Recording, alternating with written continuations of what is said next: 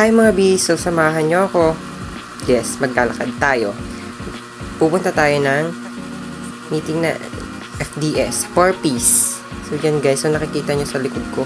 Sobrang putik talaga dito sa amin. As, hindi naman siya talagang maputik as in kakapit sa paa, sa sapatos. So, pero putik talaga dai. Pero hindi siya yung sobrang dulas. Like, talaga yung pagtagulan. Sobrang ano talaga. So may sinasabi ako dyan, pero ano na lang, nag-voice over na lang ako.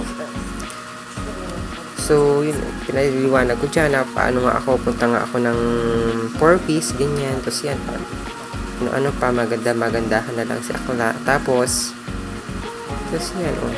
Pansin nyo yung fake news ko, ang haba, diba? Bigbo pang kwago. So, yan, habang naglalakad-lakad, oh, yan, oh, si Chichong kasama ko. Alam nyo ba, si Chichong lagi ko talagang kasama yan.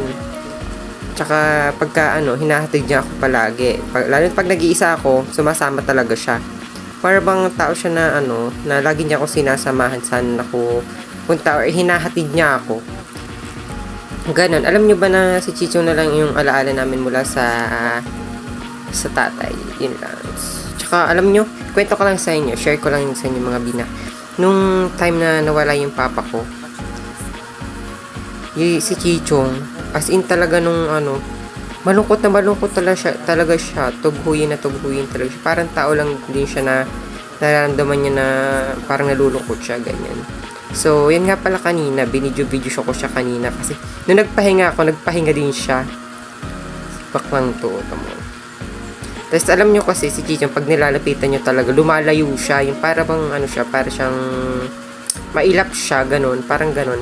Pero pagka nakikita niyo mag-isa ka, sinasabak ka. So yan, nandito na nga pala kami sa sa pinaka-meeting ng FDS. Kami na rin pala ang hinihintay. Kala namin may ibang nakasalang. So yan. Oh. Kasama ko pala diyan sinama ko na pala sa video na yung si B. My best friend. Na maganda din. Like me. Like me. Ayun niya nga magpa-video dyan kanina. So yan. So yun nga pala, pauwi na kami ng FDS kasi hindi ko ako pwede paganda-gandahan lang. So yan, pauwi na nga kami.